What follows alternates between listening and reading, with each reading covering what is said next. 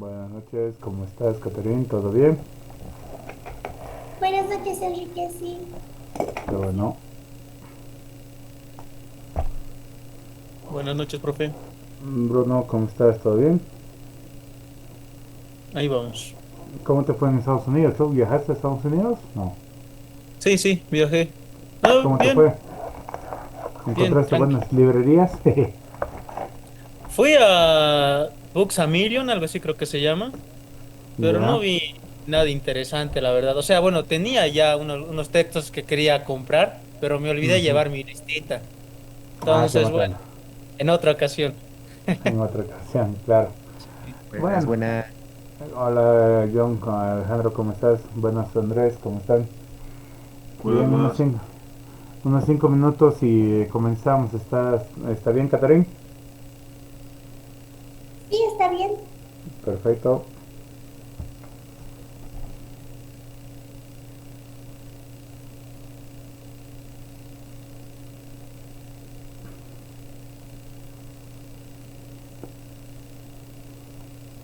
Mhm.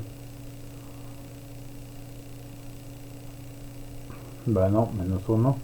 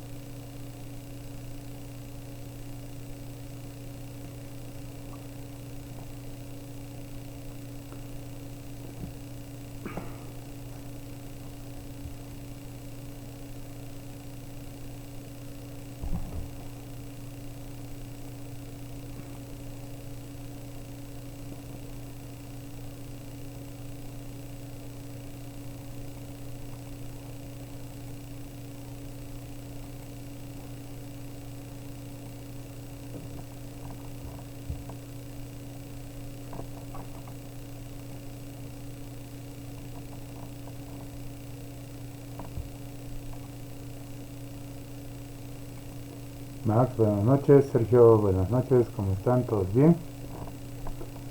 Buenas noches, Magister. ¿Todo bien? Buenas noches.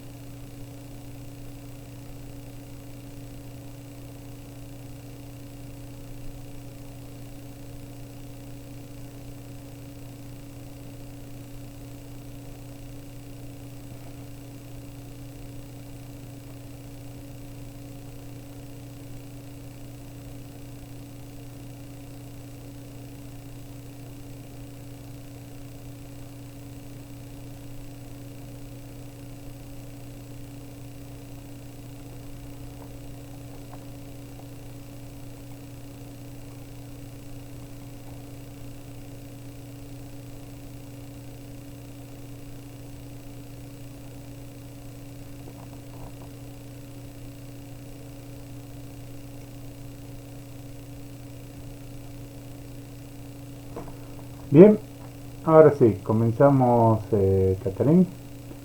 Adelante, por favor.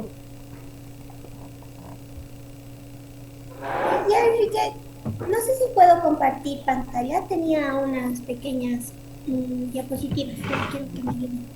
Sí, a ver, comparte pantalla, comparte.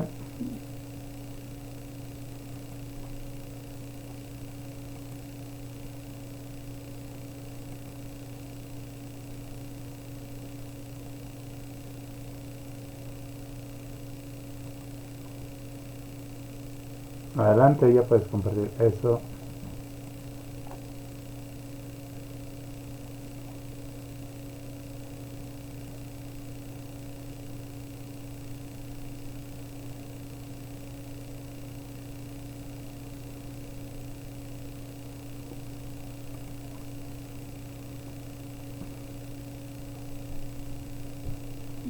Ahora sí. Bueno, a mí me ha tocado exponer sobre el mito de Medea. Bueno, para contextualizar, ¿no? Es una obra escrita por Eurípides alrededor del año 431 a.C. El contexto histórico se desarrolla en el marco de la guerra de perdón, Peloponeso entre Atenas y Esparta. Ahora les voy a contar. Bueno, Medea era una princesa de Colquidas, del mundo griego, ¿no? Era hija rey de Etes y nieta del dios Helios. Y que dios Helios era dios del sol. Bueno, en esta historia nos empiezan contando sobre Jasón, que Jasón era un guerrero que igual tenía descendencia para el reino, pero nunca pudo llegar a serlo, ¿no? Él siempre quiso ser un rey y tenía el objetivo de recuperar el trono, ¿no? Que había sido usurpado por su tío. Entonces, en todo este lapso que él quería ser rey y peleaba en guerras y demás, el rey lo mandó a traer el vellocinio. El vellocinio de oro era una piel dorada de carnero, y que era mágico y supuestamente iba a traer riqueza y magia a los que lo iban a obtener. Entonces él tenía la idea de poder recuperar también el trono a través de eso, pero igual lo mandaron a traer ese vellocinio en modo de distracción. Entonces en esto que él va, llega al lugar de Colquídeas, que es donde conoce a Medea. Medea ayuda a pelear a Colquídeas, perdón, a Jasón, y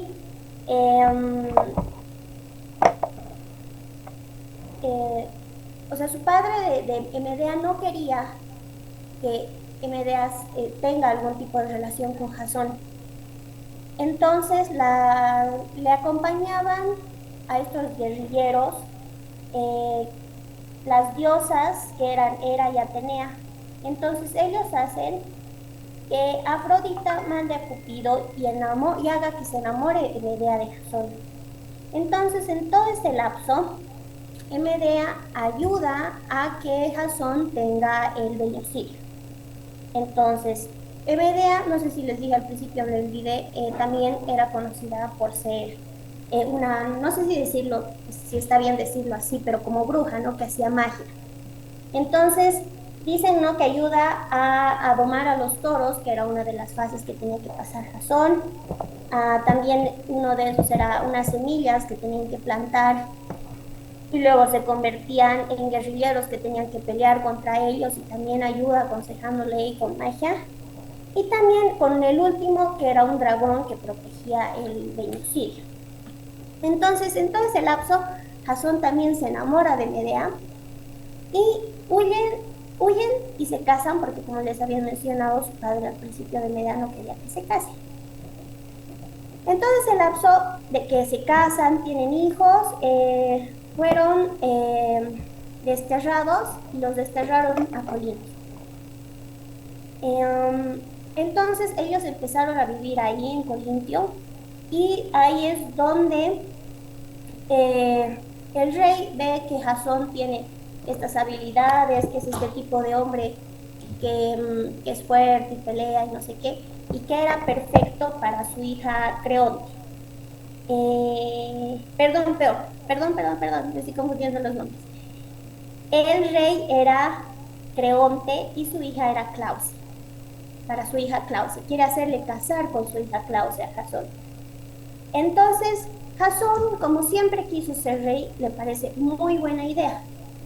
Y le propone a este caso a Medea y le dice: yo me casaré, pero igual tú vas a seguir siendo mi mujer, ¿no? Algo así. Entonces Medea como que no le parece tan buena la idea, sigue ahí presente, pero pero él al mismo tiempo tenía miedo porque Medea era poderosa, ¿no? Y también conocida por la traición que ella podía hacer contra él. Ella después se siente dolida, tenía esas ganas de vengarse contra él, entonces empiezan a haber rumores, le dicen a ella que se controle y no sé qué, y el rey, por miedo a eso, la destierra a Medea para que ella no haga nada y Jasón se casa con Clausia. Entonces, en este lapso, que Jasón ya se casa con Clausen, Medea empieza a planear sus cosas bajo la manga. Entonces le dice, Jasón le propone que le va a dar dinero para sus hijos y no sé qué. Y Medea eh, como que le dice que sí, que no y no sé qué, pero le dice, le voy a dar un vestido a Claure antes de irme, a Clause, perdón, me voy a darle un vestido como un regalo, como un presente y no sé qué. Entonces le da el vestido, lo reciben como un regalo, era un vestido y una corona. Cuando ella se pone, esto había estado envenenado. El rey se entera, va, le socorre y en eso que le socorre fallecen, ¿no? Los dos. Entonces, como ya había matado ella a Clause, antes, entre medio de esto, ella había hablado con el dios de Ateneas, a Zeus, para que a cambio de que él ayude a tener fertilidad, porque no podía tener hijos, le ayude a escapar, porque como ella ya estaba desterrada, ella ya tenía planeado hacer todo esto. Entonces Jasón con el miedo, y esto me hace recuerdo que en la anterior clase Enrique dijo algo así como que en las historias no he visto a nadie que haya matado a sus hijos y no sé qué, y yo me quedé callada porque dije, no, no voy a arruinar la historia si digo que la mía tiene eso, y a eso voy. Entonces, Medea, por su venganza a Jasón y por demostrarle, digamos, esta rabia que ella tenía hacia contra él por haberlo dejado, y imagino que estaba locamente enamorada, eh, ella envenena igual a sus hijos y los mata. Y los entrega también como regalo a Jasón y escapa y huye.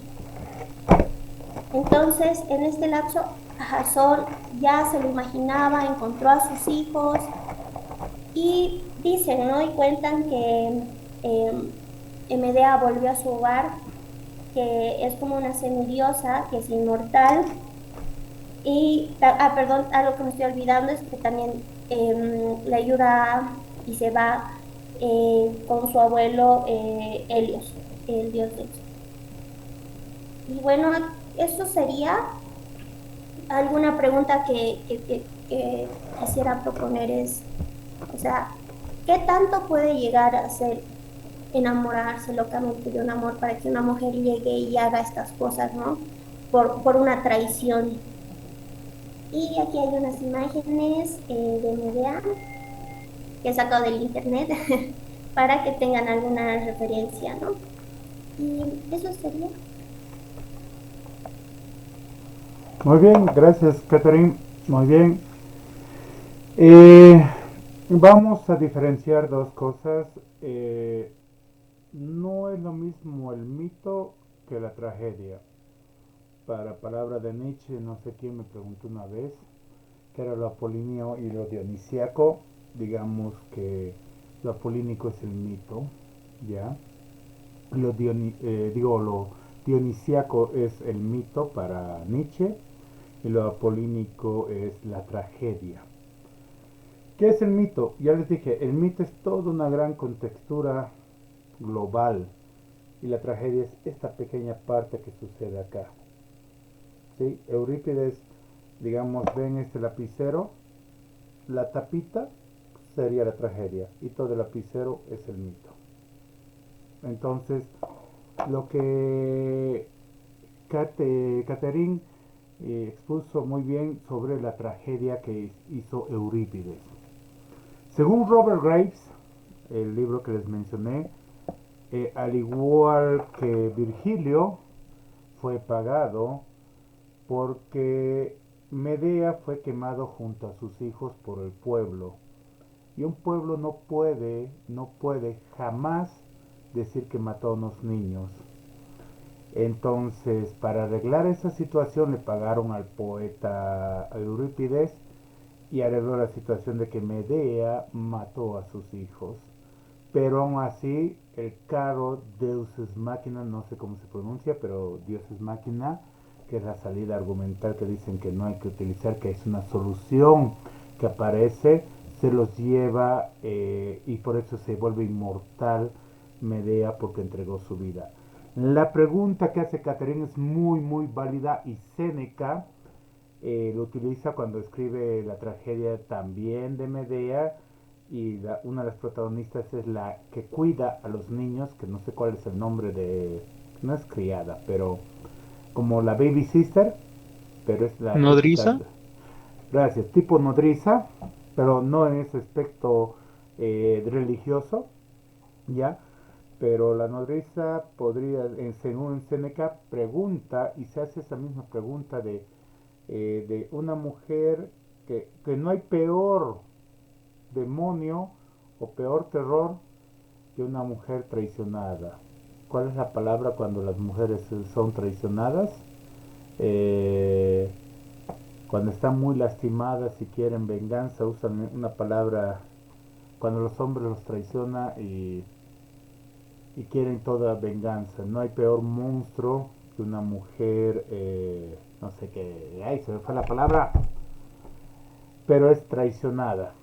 Que de ahí parte Séneca con la educación social y todo eso, que no hay que engañar, pero no hay que engañar por ser fidel, sino no hay que engañar porque hay que tener miedo a las mujeres. Pero eso ya es una versión de Séneca de los romanos.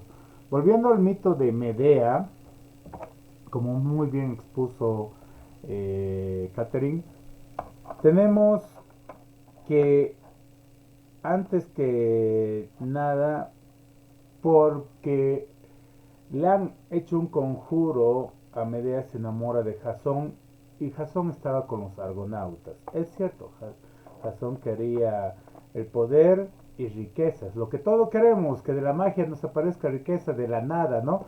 Ah, quiero que me caiga $1.000.000, ¿no? Y no me destruya los brazos para caer, por sostenerlo. Entonces, todo lo que todos deseamos, nada ha cambiado. Entonces pasan unas pruebas y Jasón demuestra como siempre ser un hombre muy capo gracias a Medea. Y recuerden, en ese momento Medea era joven. Y cómo detiene a su padre, y ahí por eso Medea es desterrada y se va con Jasón y los argonautas en el barco, desde destroza, no es destroza, descuartiza, corta en pedazos a su hermano. Y mientras se escapan, eso cuenta el mito, mientras se escapan van dejando los pedazos para que su padre vaya recogiendo a su hijo, al hermano de Medea, pedazo por pedazo. Ahí responde, ¿qué tanto puede llegar a ser una mujer? Primero, por amor, descuartizar a su hermano, entregar el cadáver de su hermano en pedazos, para lograr que se escape. ¿Y qué pasa? Típico hombre, típico sugar daddy, ve algo con mejor conveniencia para él y más jovencita, porque ya Medea le dio 2 hijitos, se enamora de una guagua y todavía princesa. Y la princesa, típica princesa, ay, qué bonito, es un aventurero, es un patán y es un sugar daddy que no tiene plata. Yo lo amo a ese tipo. Quizás, o sea, pónganse a pensar, una mujer desterrada por amor, dio todo por esa persona, renunció a su patria, renunció a su nombre, renunció a su familia y el hombre lo traiciona. Despecho, una mujer despechada, jeje, me había olvidado eso. No hay peor monstruo que una mujer despechada, pero pónganse a pensar eso, esa traición humana, y todavía la culpable es la mujer, Medea. Entonces, obviamente, hay bronca, ¿no? Ustedes dejaron todo por una persona, y esa persona se enamora de alguien más joven, o sea, no les da nada, pónganse en esa situación. Entonces, tiene razón la pregunta, ¿qué tanto puede llegar a una mujer por una traición cuando está despechada? ¿Qué pasa entonces en el mito? No en la tragedia, en el mito. Obviamente Medea mata a la reina, a la princesa y luego al padre. Jasón no logra casarse. Destruye la relación, impide un matrimonio e impide que Jasón sea rey. ¿Y qué pasa? Ahí el pueblo va y mata a Medea con sus hijos, los quema.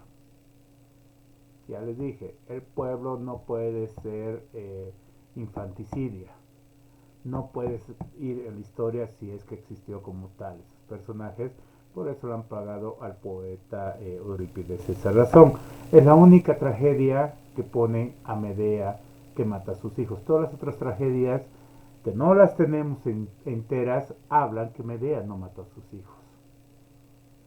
Fue el pueblo el que mató a sus hijos, por eso Robert Graves hace esa aclaración. Por eso, mientras mueren quemados, viene una máquina arrastrada por caballos, una carroza, y los salvan los dioses a Medea y a los niños. Y los dioses son los que se llevan y los vuelven inmortales por tanto sacrificio que hicieron. Imagínense, 2 veces desterrada, traicionó a su padre, a su familia, a su nombre por amor, y el amor le traicionó y le desterró por otra persona. Los dioses se apiadearon le tuvieron pena. Y eso se los llevó. ¿Y cuál es el castigo que le dieron a Jasón? Que viva 200 años, 300 años más. Y murió aplastado por el Argos, por su propio barco mientras caminaba. Pobre, y viendo a todos sus seres queridos y les dieron la descendencia que él quería y verlos morir. Esa fue lo que los dioses le plantearon a Jasón. Pero eso no está en el mito de Medea, digo en las tragedias de Medea. No, porque Medea tiene que ser un símbolo de educación, de mujer despechada, de que no traiciones, lo que da una mujer y cómo esa fuerza de la traición puede provocar huracanes y convertir en un monstruo. ¿Sí? Entonces, eso más o menos es lo que trata el mito de Medea. Entonces, como explicó muy bien Catherine sobre la tragedia, es que tengo 2 grandes preguntas.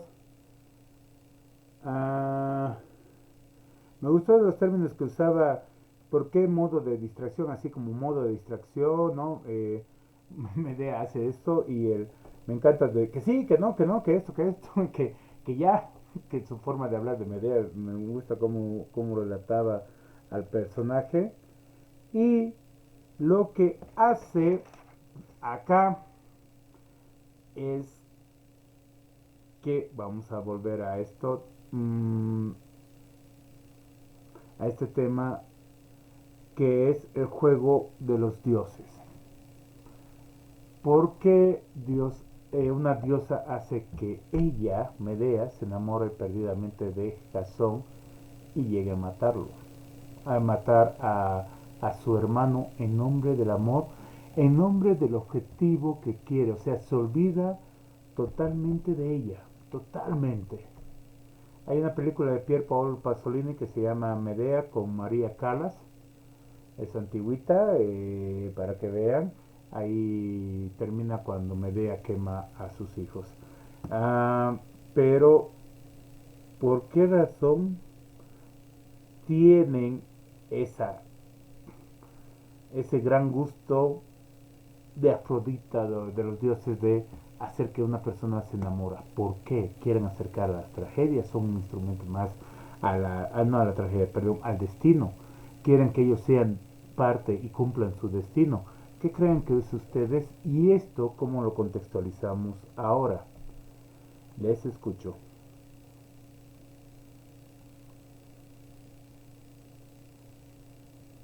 ¿Puedes repetir la pregunta? Claro, claro. ¿Por qué creen que hasta ahorita todo lo que estamos viendo, tanto en mito, eh, bien Alejandro, que hoy en día las mujeres tradicionales facturan? Eh, entonces, ¿por qué creen que los dioses les gusta que se enamoren o que pase algo entre un ser humano con otro? ¿Por qué creen que es eso? Por el drama, una forma de distracción, ¿no? O sea, en su inmortalidad, los dioses deben buscar un pasatiempo. Ya, muy bien, me gusta eso. ¿Qué más?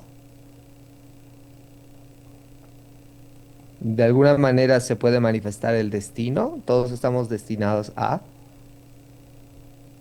¿Y ellos son instrumentos, los dioses? ¿O somos unos peones y ellos nos mueven como quieran para que lleguemos a un destino, que nos mate un caballo, que nos mate una reina, que nos mate un rey? Los dioses son construidos en base a las necesidades de los seres humanos. Ok.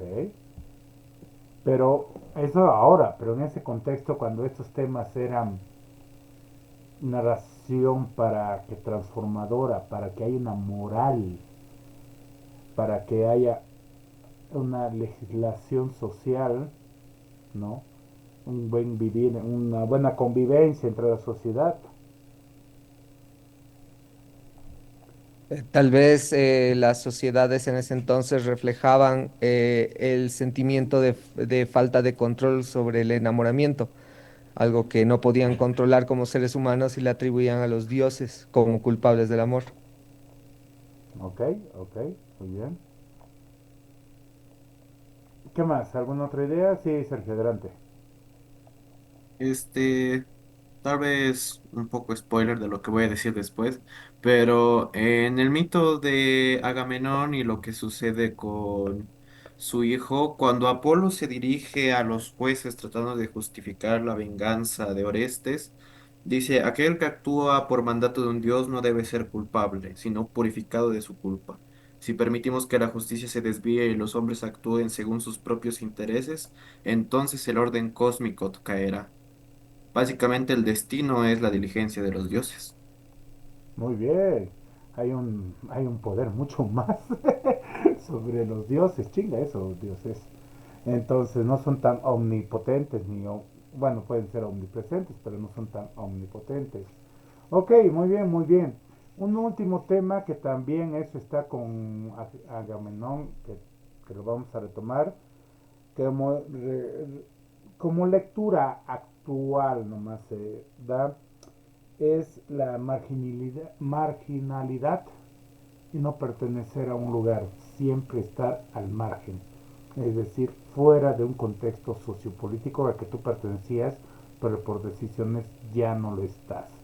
Eso se tomó mucho en Latinoamérica con la lectura de Medea, con los exilios, ¿no? Que Jasón es la idea de la libertad y todo eso que se consideraba, y los exiliados eran todos Medeas, que sus ideas tenían que ir matándolas, y bien poéticos estos cuatro que eran exiliados por la ultraderecha que les pagaba siempre esas becas. Sí, Bruno, esas becas de fuera del país, obligados o si no morían. Sí, Bruno, adelante. Tenía una consulta con eso del exilio. No sé si escuché bien, pero fueron desterrados a Corintio, o sea, les dijeron que vayan allá o ellos escogieron ir allá. Ellos escogieron allá. Ah, ok. Sí, sí, o sea, pero Medea fue desterrada porque mató a su hermano y se fue en contra de su familia. Es como, o sea, tu familia te vote y no te haga un juicio, pero mates a un pariente tuyo y, quiero seguir comiendo aquí como si nada. No, fuera, carajo. Entonces, bueno, tú lo has dicho bien la palabra que se me estaba olvidando, que no es tanto marginalidad, sino desterrado, que es que para muchos, hasta la época de Edad Media, preferible era la muerte. En varias obras de Shakespeare, en Romeo y Julieta es la más importante, cuando lo destierran, él diga, primero mátenme pues antes de, o sea, más lindo decía, ¿no? Pero chango, máteme pues antes en vez de desterrar, o sea, qué pex, no, no se rayen así tan feo. Algo así dijo Romeo. Ya, más bonito, ¿no? En Jambico. Entonces, eso vamos a volver porque tiene que ver mucho, o sea, también voy a volver a la lectura de los 70 que,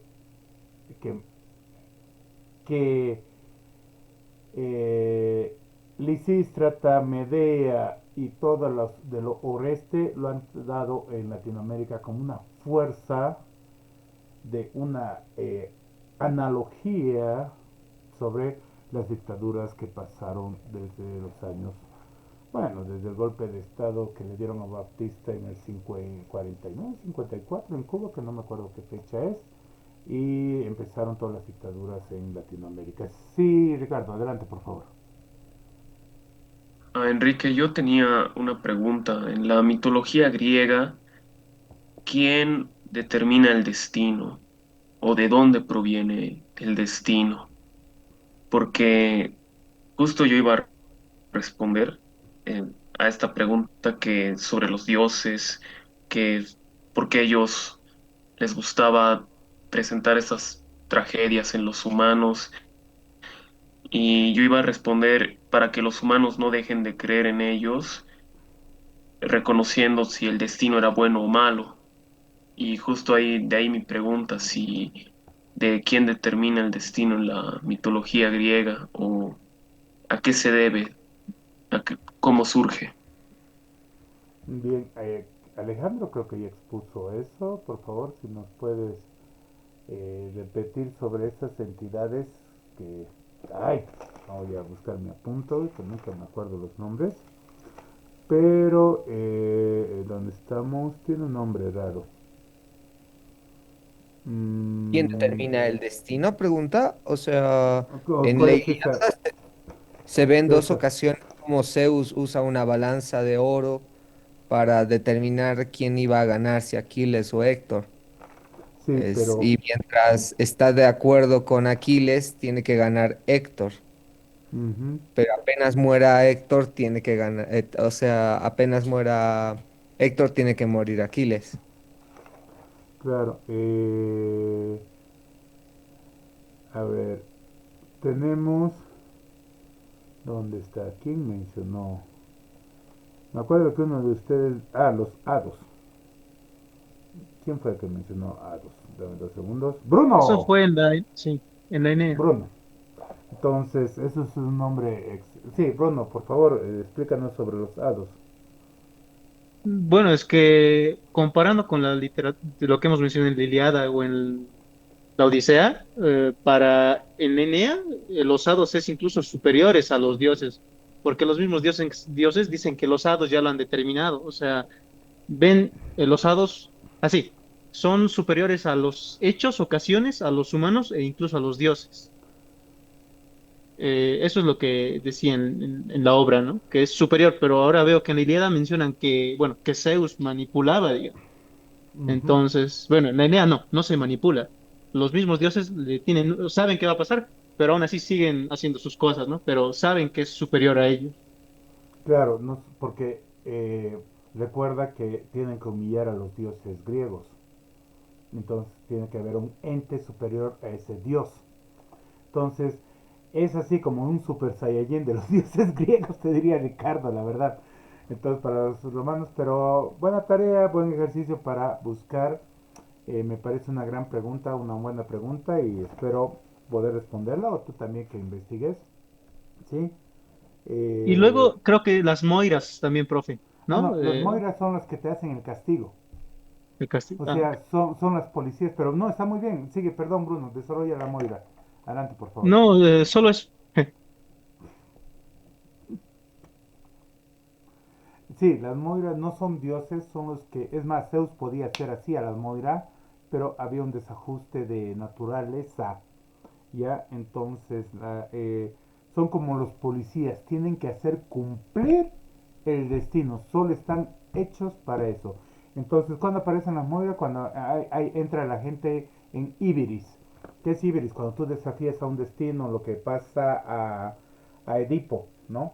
Se va y quiere a toda costa no matar a su padre y acostarse con su madre perdón, o Layo entra en Iberis y tiene un hijo. Le dicen, no tengas hijo, te va a matar.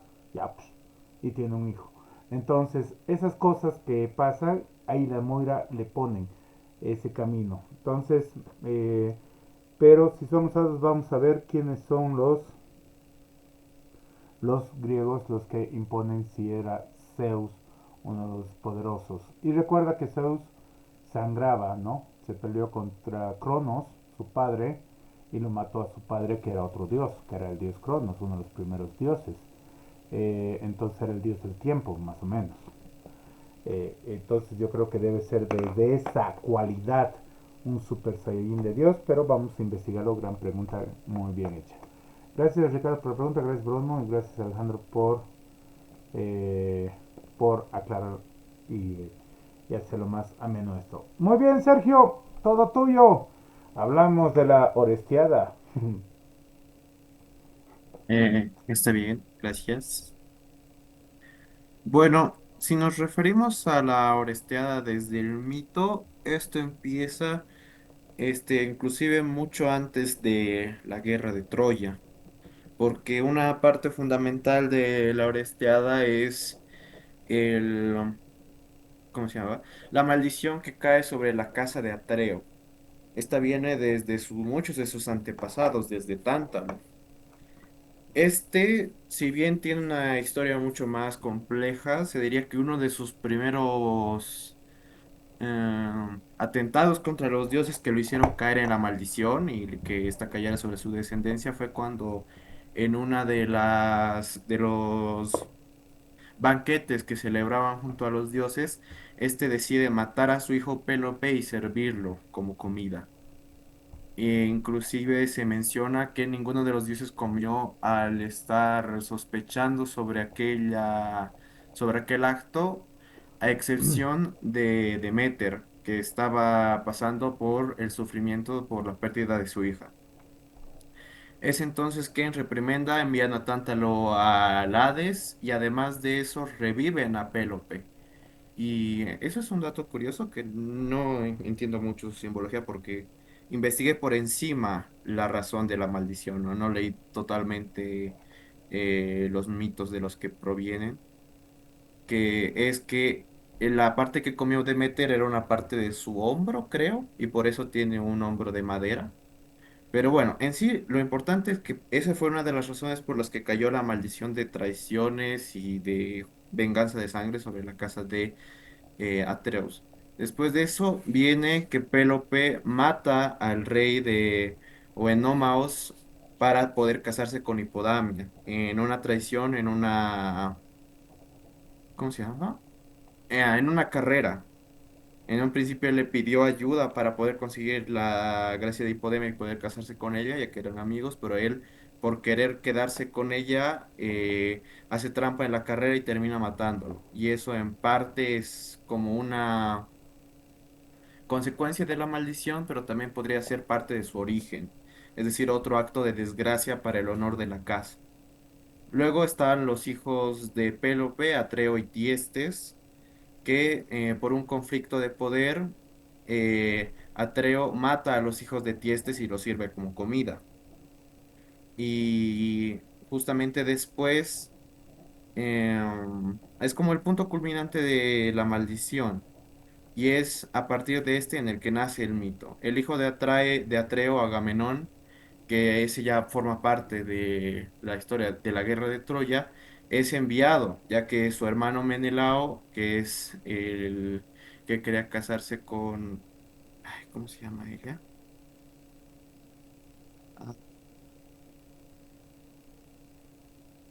Ah, con Helena, perdón. Cuando Paris raptó a Helena, la esposa de Menelao, fue Agamenón, su hermano, quien reunió un gran ejército para poder recuperarla. Además de esto, algo que se me hizo interesante, que no recuerdo si fue mencionado por uno de mis compañeros, creo que sí, fue que Helena, antes de casarse con Paris, estaba siendo pretendida por muchos reyes y su padre la obligaba hasta cierto punto, corresponder a sus pretendientes para evitar conflictos políticos. Y es justamente uno de estos puntos cuando él dijo, independientemente de con quién se quede Helena, les hizo jurar a estos reyes, el padre de Helena, En el momento en que ella fuese raptada o atacada, todos ellos debían responder, y es en parte ellos los que conforman los ejércitos que participan en la guerra de Troya. Pero bueno, entonces, durante la guerra de Troya, el personaje de Agamenón se nos presenta como un líder militar bastante ingenioso en cuanto a sus estrategias, pero hay una prueba bastante clara y que es un punto fundamental de la historia, que es cuando éste queda varado en Aulide por falta de los vientos, ya que por la matanza de un ciervo sagrado de la diosa Artemisa, Agamenón estaba siendo castigado.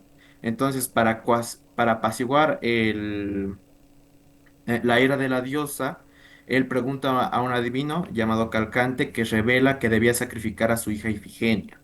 Es entonces que con engaños él logra traer a su hija y la sacrifica.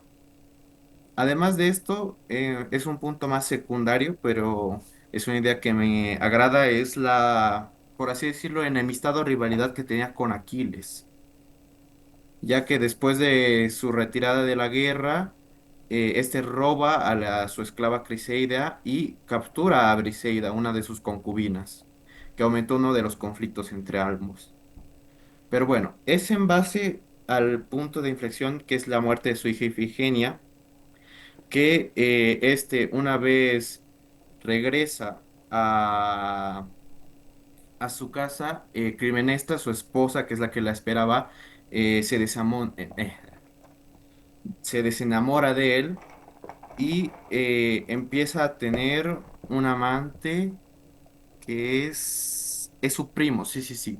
El primo del rey Agamenón Egisto es el amante de Clitemnestra y es con él con el que más o menos confabulan en su contra para cuando llegue. Entonces él llega y ella empieza como a seducirlo y a halagarlo y para que éste entre en confianza y justamente después en su baño este junto con Egisto lo matan. Y esa es la venganza que marca uno de los puntos de la maldición en contra de la clase y en contra de Agamenón. Después de esto, ah, sí, no, espérate. Así, después de esto ellos tenían dos hijos, antes de esto, obviamente, antes de la guerra de Troya, pero ellos sí tenían dos hijos que eran Orestes y Electra. Entonces, Electra se queda con su madre viviendo en el castillo, siendo hasta cierto punto repudiada. Pero Orestes escapa, ya que tanto Clitemnestra como Egisto lo ven como una amenaza, ya que él puede reclamar en un futuro el trono.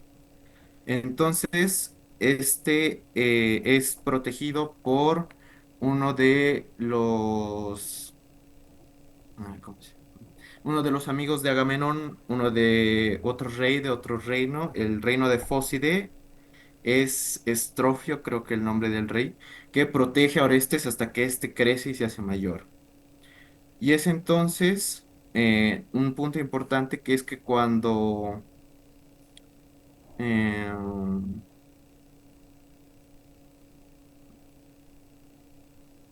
sí, sí, sí.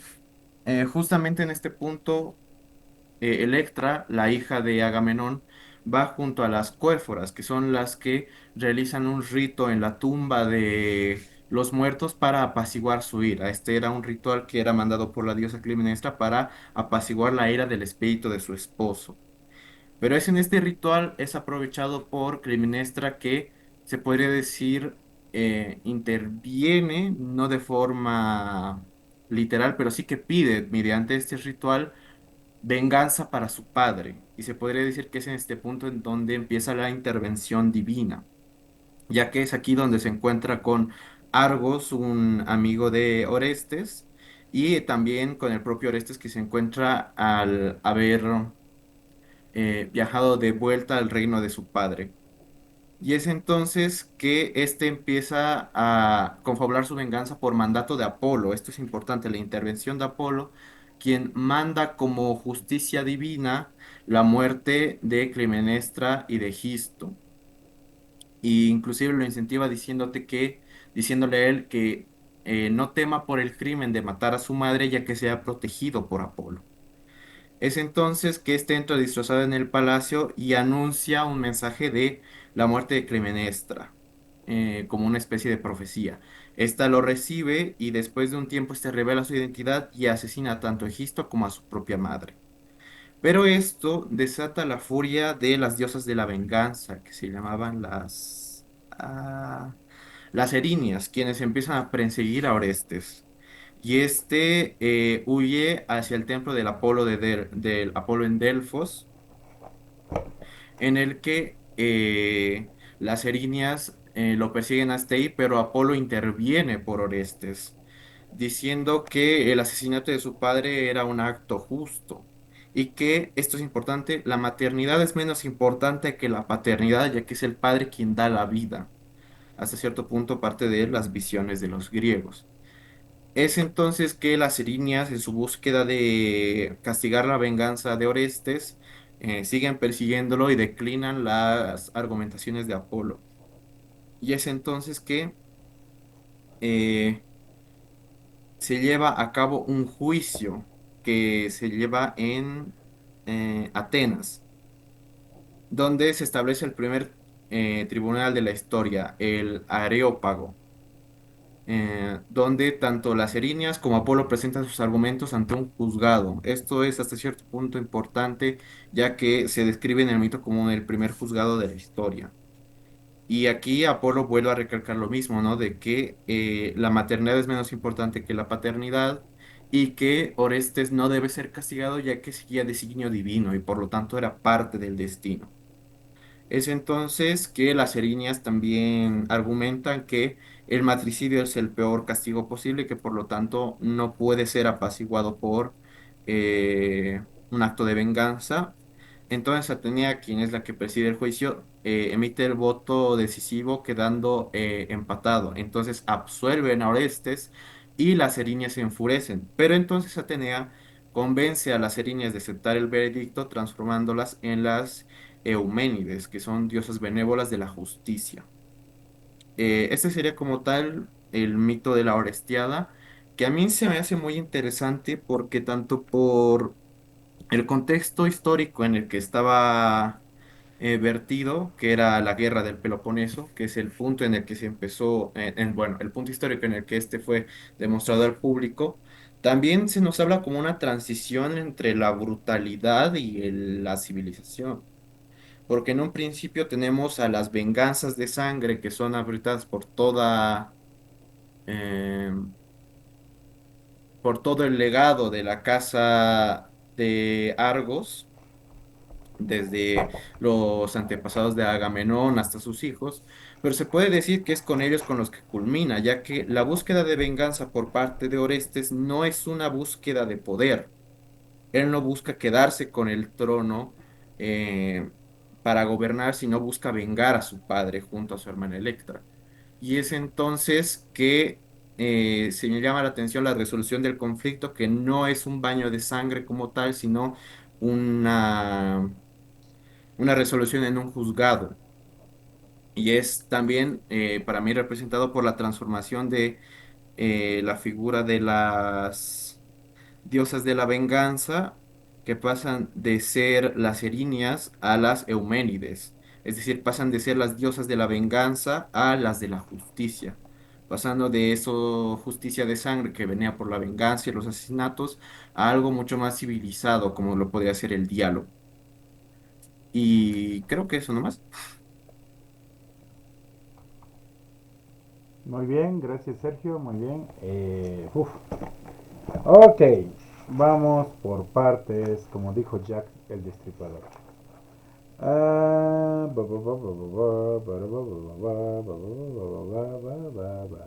Ok, me gustó mucho tu introducción de dónde viene el baño de sangre y la maldición y eso de tener que matar a los hijos y a los niños, que como dijo Catherine, hay spoiler alert, obviamente que va a haber gente que les gusta matar a sus hijos y hijos que les gusta matar a sus padres o los hacen por una búsqueda de venganza o un impulso, ¿sí? A ver, Hay que tener en cuenta que otra vez, una cosa es la tragedia y otra vez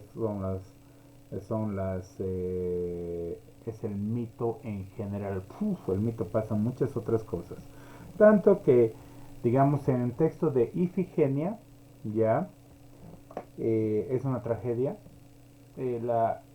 Agamenón le obliga a casarse a Ifigenia con Aquiles. Y ahí se explica por qué razón después Agamenón le roba a Briseida. Tiene esa lógica. En otra tragedia cuyo nombre no me quiero acordar, creo que es con la de la Orestiada, con la, ¿cómo se llama la primera? Orestes en Aulide. No, eso sí que en Aulide. Es que Agamenón mata al esposo de Clitemnestra y a sus dos hijos. O sea, antes de que se case con Clitemnestra, mata al esposo y a sus hijos. Era eso muy común y toma ese reino. ¿Sí? Y la obliga a Clitemnestra a ser esposa y tienen a Ifigenia, Electra y a Orestes como hijos. Bien, ah, para que vean que hay como que tratan de diferentes textos, hay un punto de vista que tratan de ponerle la lógica, un razón psicológico, como quien diría, que siempre hay una fundamentación de causa y efecto. ¿Sí? Y eso que no es tanto lo último que buscamos, un vínculo entre la causa y el efecto, que es después digamos, desde el Renacimiento hasta ahora, que se busca esas hipótesis, cosas comprobables. Ya desde antes nosotros como seres humanos buscábamos una lógica de por qué Clitemnestra mata a su esposo y eh, va con Egisto. Ahora sáquenme una duda. Ah, con los de con la guerra de Troya, son como 10 años los que duran, más o menos, 11 años la guerra de Troya, más o menos. 10 años, 10 años. Perfecto. Imagínense salir 10 años la guerra de Troya. Y eso que Ulises no estaba los 10 años en la guerra de Troya, sino que salió 10 años de su casita y volvió de 10 años a su casita, donde había varios pretendientes. Solo que Penélope era más ducha y sí no le traicionó. En cambio, Clitemnestra sí se metió con Egisto. Ok, allá va. Pero lo más interesante, que ahorita vamos a llegar al punto que que también a todos nos va a llamar la atención, que es la maternidad. Es menos importante que la paternidad en la vida, porque es el que da la vida, algo así. Es que el, no es- la no pertenencia del lugar y el conquistar siempre implica sacrificios. Recordemos que estas historias te hacen ver como que existieron porque tiene que tener una razón social, tiene que tener un vínculo religioso y tiene que tener toda una narrativa para controlar a una ciudad o a un pueblo o algo a alguien, ¿sí? Y otra vez pido a los de la guerra de Troya, Apolo, ¿a favor de quién estaba en la guerra de Troya? De los troyanos. Y la pregunta es, ¿por qué Apolo protege al que ataca a los troyanos? O sea, es una otra pregunta que es como para... Sí, sí, Sí, sí, eso Sergio, adelante. justamente se me olvidó. Este, a ver, espera, sí, lo tengo por aquí. Antes de volver a su casa con Climenestra, Agamenón estaba ya con otra mujer que era hija de Apolo. Creo que era eso, si mal no recuerdo. La cosa es que no me acuerdo su nombre. Eh, Ah, no es Cassandra, por si acaso. Cassandra es una de las adivinas de Apolo y se la lleva. no, sí, Pero, es Cassandra. No, no es su hija, pero sí, llega con Cassandra, la princesa troyana con el don de la profecía maldecida por Apolo. Ok, sí. exactamente. Pero es porque Apolo protege a Cassandra. Sí. Pero muy bien, ahí. Volviendo. Entonces, acá lo importante es lo que he leído desde los hechos marginales, quiénes son los que toman o se escapan o se exilian y se van del lugar por miedo a ser casados. Eso es lo que les decía, que hubo una gran fundamentación de lecturas y se empezó a impregnar esos conceptos y esas interpretaciones desde los 50 para adelante en Latinoamérica, ya, cosa que las lecturas europeos más lo trabajaron desde la psicología, desde el psicoanálisis, lo trabajaron más desde la filosofía. Bueno, Europa tiene también la herida de la Segunda Guerra Mundial y la Guerra Fría. Bueno, la primera todavía, ya habían salido, pero empezaron en esa década a hacer una lectura que esté atravesado como un gran relato de que es el ser humano el mayor traidor y a la vez es eh, el ser que así mismo se puede destruir, siguiendo a Hobbes, que no quiero entrar a eso, que el lobo del ser humano es el mismo ser humano, que el hombre que nace malo, no se hace malo, ¿ya? Que eso dice Hobbes, más o menos, en su libro Leviatán. Pero ese concepto empieza a atravesar en el siglo XX por todos esos problemas. ¿Por qué les digo eso? Porque antes de eso eh, no teníamos el concepto de que la guerra perjudicaba todo el planeta. Entonces eran historias muy separadas.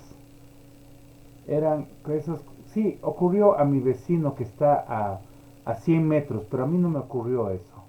No afectaban. En el siglo XX, estas historias, todo lo que hemos leído hasta ahora, todo lo que les hice leer, incluyendo Edipo, se transformaron todos los mitos en una potencia de que ahora sí hay que retomar las grandes, por eso le llaman grandes relatos, los relatos eh, históricos, porque tenían esa función de unir a todo el mundo y empezar a construirse identificaciones, conceptos y todo eso.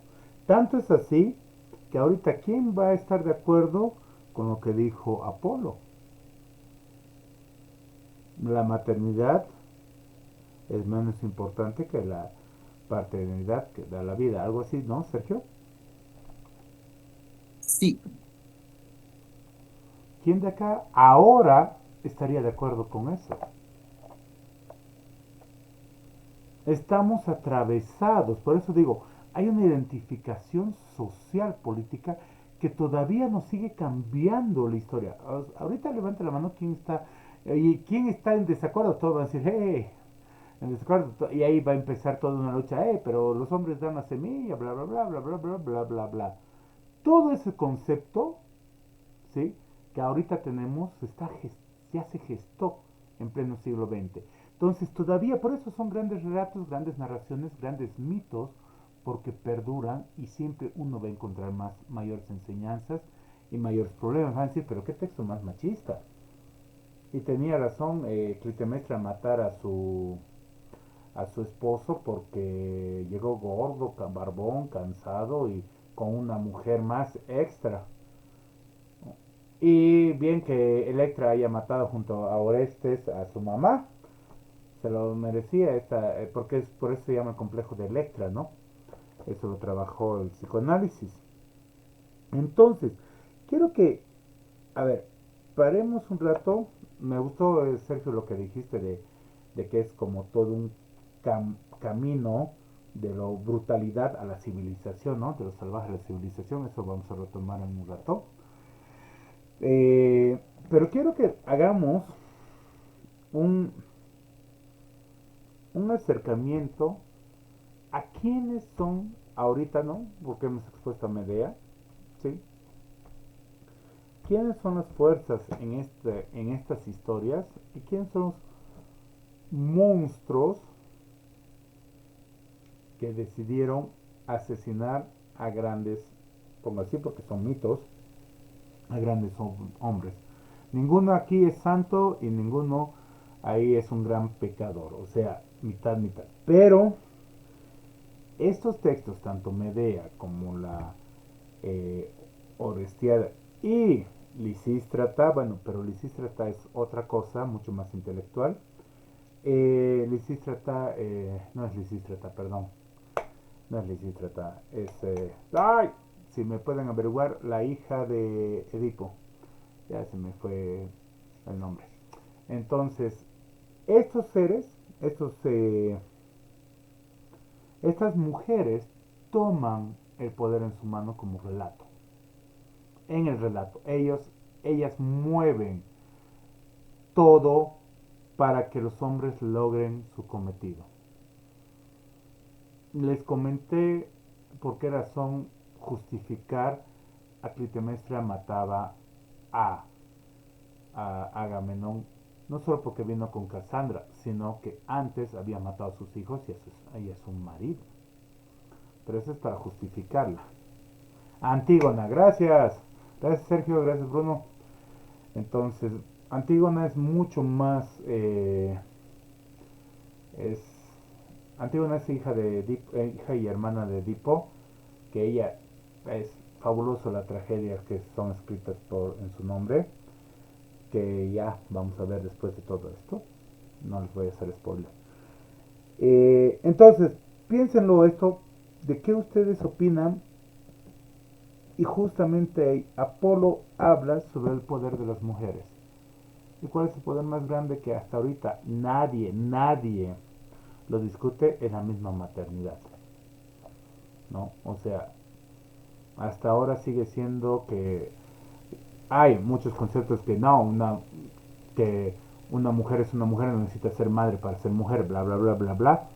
Digo en un sentido bla, bla, bla, pero hasta ahora se mantiene como madre un poder enorme. Socialmente, ayer fue el Día del Padre, todos recibieron salteños, pero cuando es el Día de la Madre, a ver, denle salteñita pues a la mamá, o denle la tacita de los niños. Entonces, ¿qué les dice a ustedes haciendo esta lectura? Tuvieron Medea, tuvieron a Clitemnestra, ¿sí? Y a Electra, que toman el poder de tener la vida de una persona en sus manos y matarlos. Medea varias vidas. ¿Qué dicen al respecto de ese poder, de esa forma? Ahorita con nuestro pensamiento que tenemos desde el machismo, feminismo, desde donde quieran ustedes hablar, más allá si es correcto o incorrecto, pero piénsenlo desde ahora, cómo lo están viendo eso. ¿Por qué es tan común que el hombre mate como rey, pero las mujeres no? Escucho.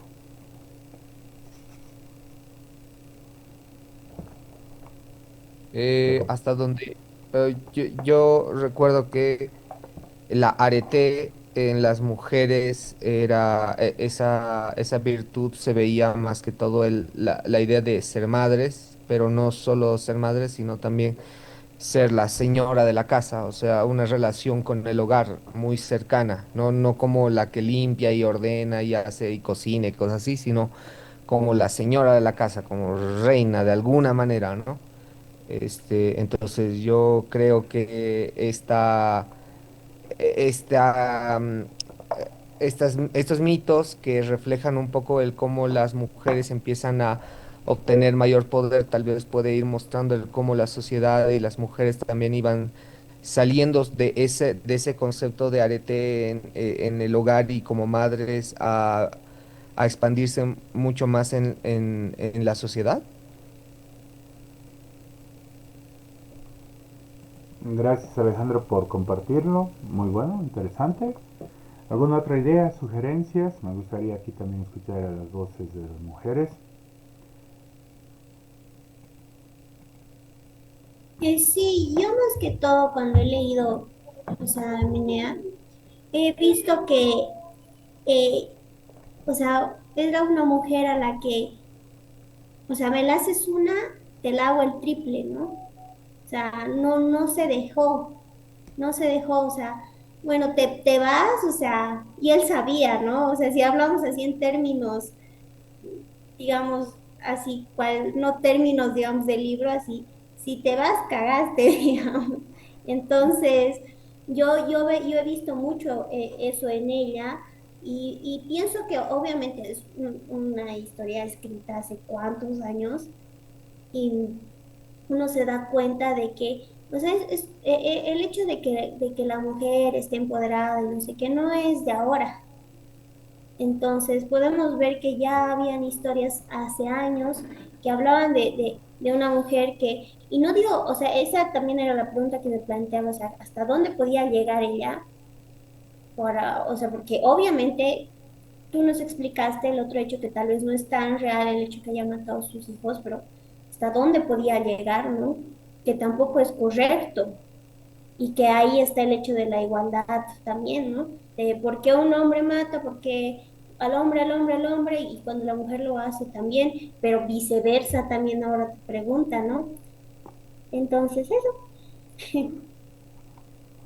Perdón, ¿qué no sería correcto y qué sería O sea, ¿qué tú dices que no es correcto? Perdón. O sea, el hecho de matar, ¿no? El hecho de matar en este caso ella a sus hijos y, o sea, tú nos dijiste, el hombre mata y ahora la mujer en este caso es la que mató, ¿no? Mm. Pero muchas veces decimos siempre, o sea, el hombre es el que, el más feminicida, ¿no ve? Que ahora. Entonces ahí vemos la igualdad del hecho de que, bueno, que en este caso mate la mujer y por ser mujer no sea tan criticada, o por el hecho de ser mujer sea más criticada, ¿no? Yo pienso que es algo bien debatible, Ah, ok, pero en ok. cualquier caso no es bueno, ¿no? Eso sí. Bueno, en la tragedia es premiada, porque mata a sus hijos y viene una carroza dorada y se lo lleva, es el Deus es máquina. Se lo lleva y tú dices, ¿por qué se lo lleva si mató a sus hijos? Porque vive feliz y vuelve inmortal y todo eso. ¿Por qué si mató a sus hijos debería ser castigada por las erinias y... ¿Eran las erinias? No. Debería ser castigada por alguien, ¿no? Pero sí, es cierto. ¿Ok? ¿Qué más? Seguimos escuchando. Hay un mito que lo vi, esto lo vi en YouTube creo que es de la Fundación de Atenas, donde Poseidón y Atenea compiten porque sean elegidos como el dios de una tierra que no se llamaba Atenas en ese entonces, no me acuerdo qué se llamaba, pero termina ganando Atenea porque en ese pueblo habían más mujeres. Y si no me equivoco, Poseidón castiga a las mujeres, y desde entonces por eso las mujeres no pueden votar. Una cosa así lo vi, pero no sé de qué parte, de qué mito sea, pero ahí también se ve cómo, digamos, el poder de la democracia de las mujeres se eleva y hacen que Atenea sea, o sea, y por eso se llama Atenas, ¿no? Y luego se las castiga a las mujeres sin poder votar. Muy bien.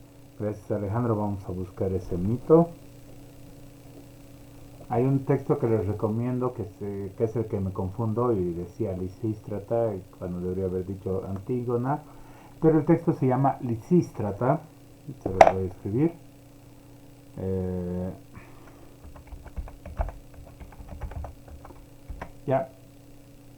Que es un texto teatral escénico de un comediante que se llama Aristófanes. eh, que Aristófanes propone que todos los hombres van a una guerra y están emplumadas las mujeres recontra enojadas de que van a la guerra y no les contenta. Entonces, ¿qué hacen? Cierran sus piernas y tienen que firmar el tratado de paz a través de que no haya sexo. O sea, controlan a la humanidad a través a los hombres y la guerra y consiguen la paz a través del sexo. Es un texto muy, muy interesante. Ahí está Lisístrata, lo encuentran o si quieren se los bajo y los pongo. Todos esos textos están en la bibliografía que ya les puse, hasta los de Medea.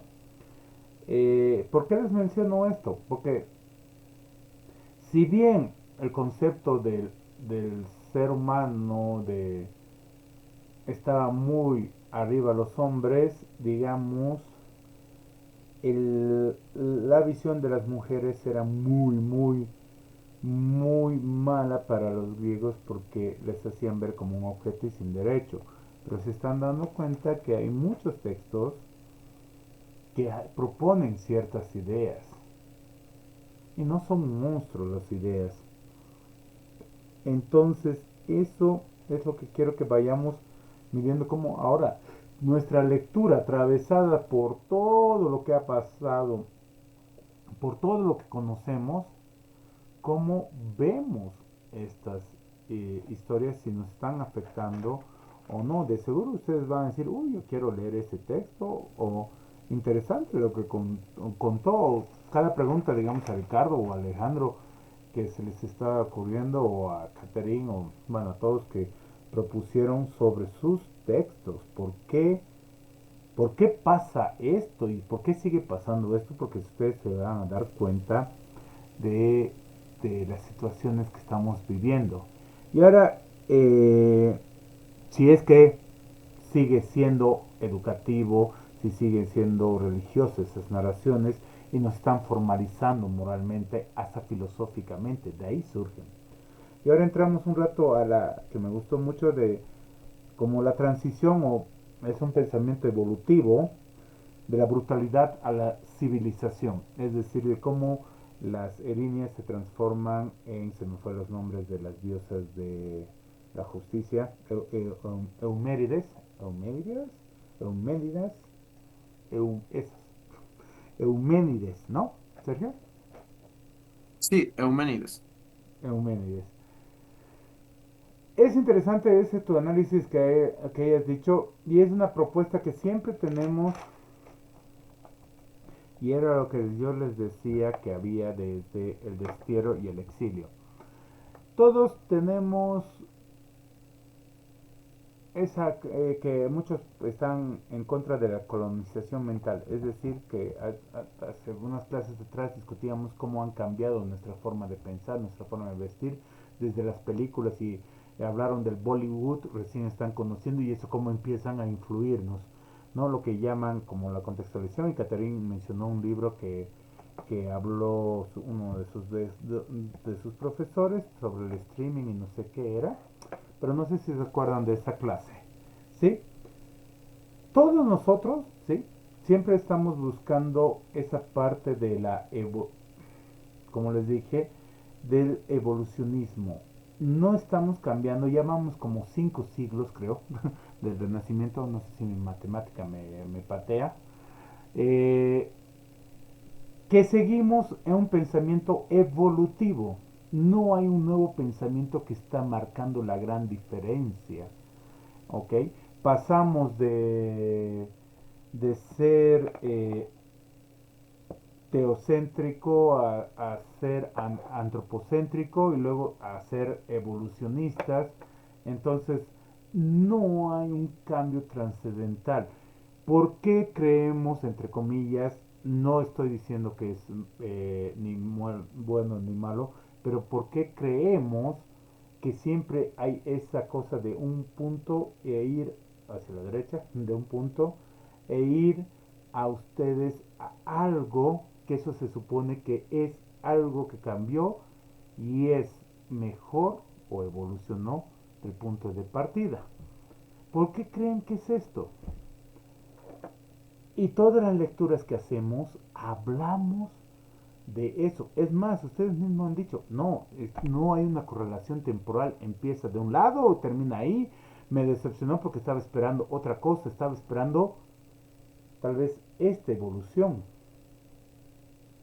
Recuerden, aparte del punto y coma, ese sentido de pensamiento es otro de los mayores peligros que tenemos al leer ese tipo de contexto, porque no podemos salir de ese pensamiento que es netamente humano, porque somos humanos.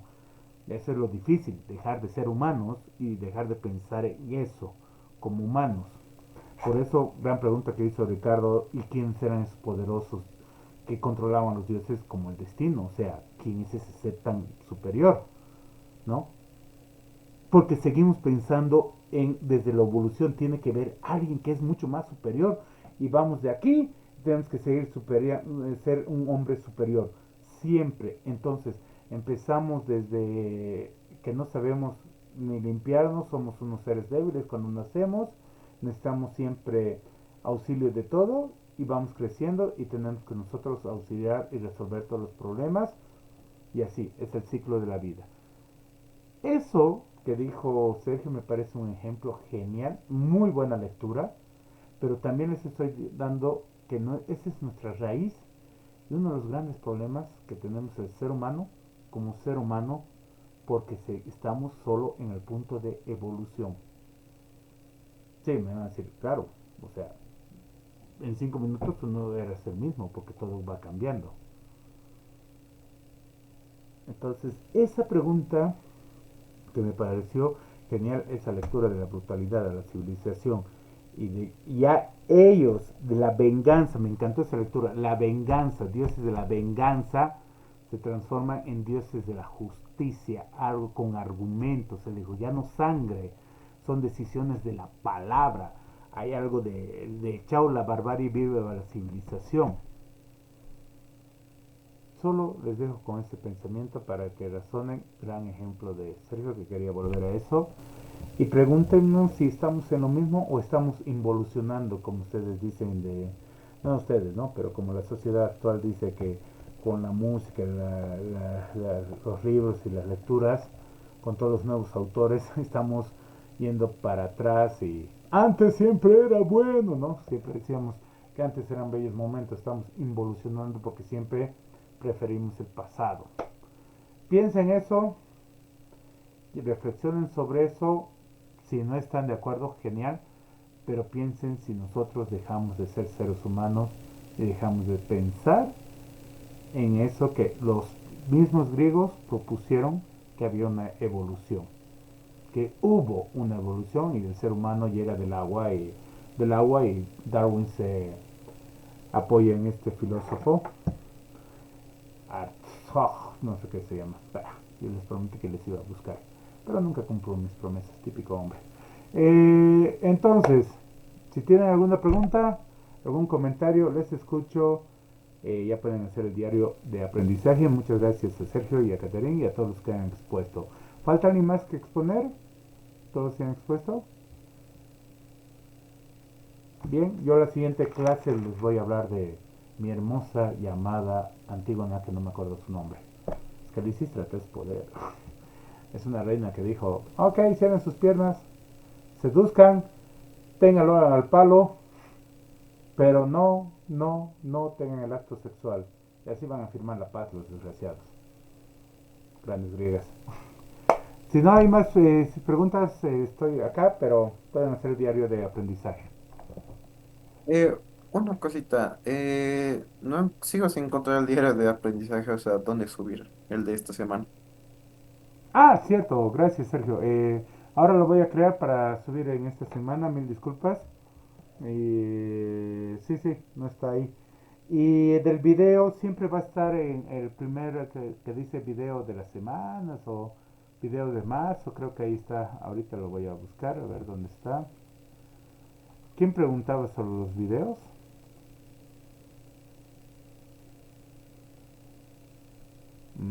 Sesiones de marzo. Aquí está.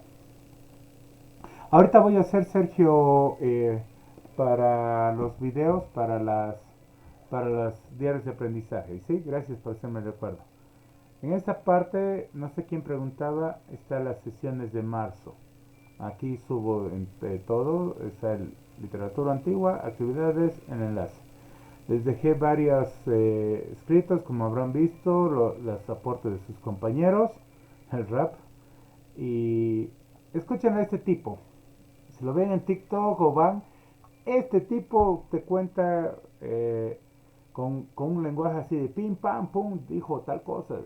Y habla muy mezclado con el contexto actual. O sea, demasiado actualizado es su forma de hablar y su lectura, pero no pierde el fondo de cada una de las obras. Dicho eso, ahorita me pongo a armar. Me van a ver cómo armar en el video. Y estoy atento para el diario de aprendizaje. Ok, gracias Sergio.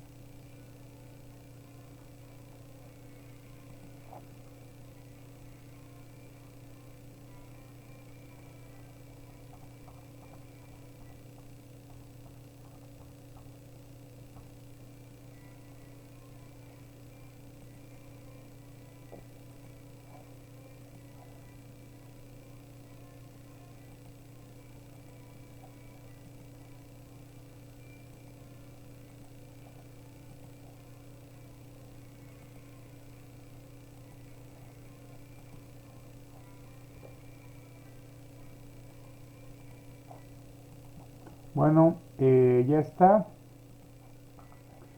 Justo está en la película que recomendó también, ya no estoy aquí, que recomendó Max. Max, no, no es Max. ¿Dónde estás, compañero? Andrés. Que recomendó a Andrés, aquí está el Drive, si quieren verla o si quieren bajarla, ya no estoy aquí. Que él dijo que le parecía mucho o le llamaba la atención sobre la Ilíada. Aquí está el diario de aprendizaje. Aquí abajo, Akishito deja el diario de aprendizaje, gracias Case. Aquí por favor, espero que todos estén leyendo. Entonces ahí ya pueden estar subiendo.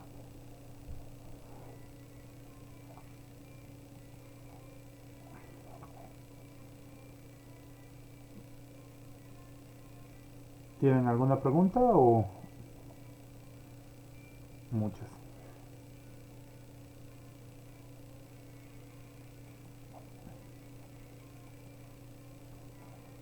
Bueno, es mi caso puntual, pero si no logré subir un diario de aprendizaje en su tiempo, ¿lo doy por perdido o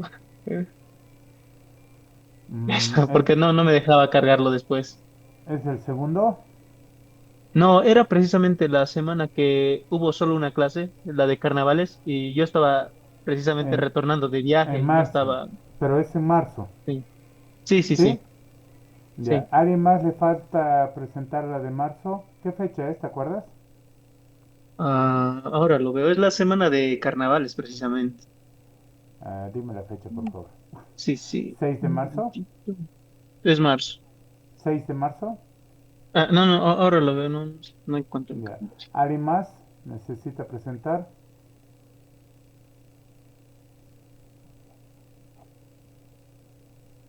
Sí, es el 6 de marzo. Creo Ya. que yo. ¿Quién es yo?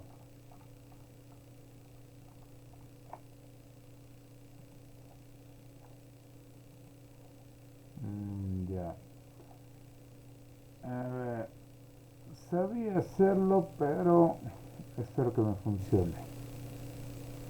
Mm,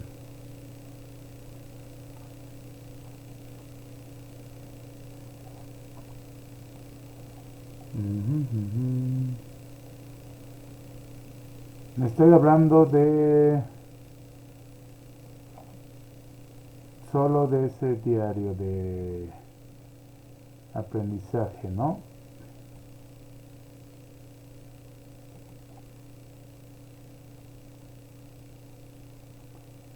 Denme 2 segundos.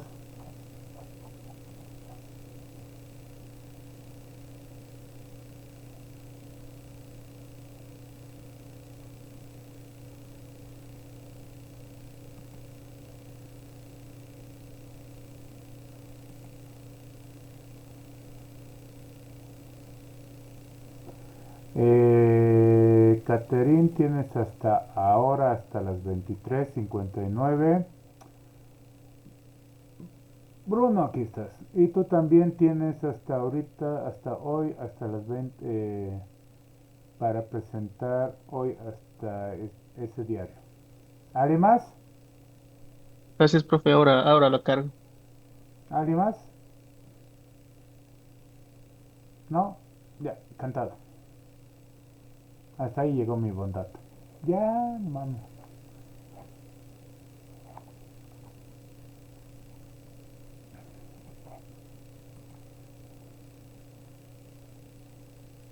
Ok, entonces tienen hasta hoy antes de las 12 para presentar el de la semana del 6 porque me lo han pedido.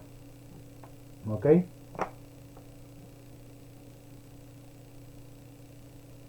bien, sin más, Gracias, Enrique. de nada, sin más preguntas, nos vemos. Por favor, no se olviden presentar eh, el recuperatorio que es sobre 60 directamente.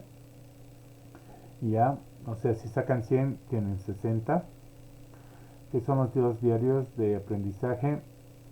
Asegúrense del programa, sé que es dificultoso, eh, pero bueno, asegúrense de eso por favor, que suban para que sean leídos y las personas que no han entregado no tienen la nota suficiente, tienen que sí o sí recuperatorio porque nos han dicho como docente que nosotros elijamos cuántos recuperatorios vamos a tener y yo solo he decidido tener un solo recuperatorio. O sea que el elemento 2 y el elemento 3 y el elemento 4 no hay recuperatorios. Dicho eso, grabado eso, nos vemos la siguiente semana. Tengan un lindo fin de semana, pasen la bomba. Sergio se asustó. ¿Qué pasó, Sergio? ¿Todo bien, Sergio? No, lo del sueño recuperatorio es como que, wow, implacable. ¿Quién es implacable? No soy implacable, pero bueno. Eh, Volviendo al tema, ¿qué era? Ah, buen fin de semana, ¿qué se festeja? Mañana es el Día de la Poesía y el Día del Cine Nacional, 21 de marzo. Y el 27 de marzo no sé si tenemos nacional porque lo mataron a... Ay, se me fue el nombre, que parece Kurt Cobain, que parece a Luis Espinal, que parece Jesús. Es el Día Nacional del Cine Nacional y el Día de la Poesía. No sé si es mundial o es nacional también. Y el 27, en una semana, es el Día del Teatro. Y después les voy a contar por qué. Y creo que ahí les voy a contar la historia de Lisístrata y el martes el de Antígona. Y vamos a responder las preguntas de Ricardo, de Andrés y de Alejandro que me hicieron hace tiempo. Y vamos a ver lo que se da. Que estén muy bien, buen fin de semana. Salud. Hagan una parrillada en mi nombre. Y que les vaya muy muy bien y muchos éxitos. Sigan con sus lecturas y sigamos en el evolucionismo. Suerte. Hasta luego, profe. Gracias, Enrique. Adiós. Suerte, que te vaya bien. Adiós. Sí, hasta luego. Hasta luego, Sergio. Gracias.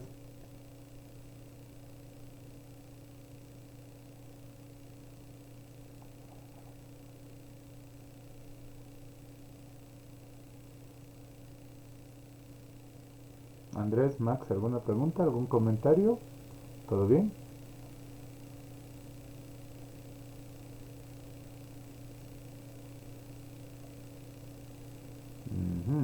Interesante. Bueno, eso es todo. Gracias. Hasta luego. Au revoir.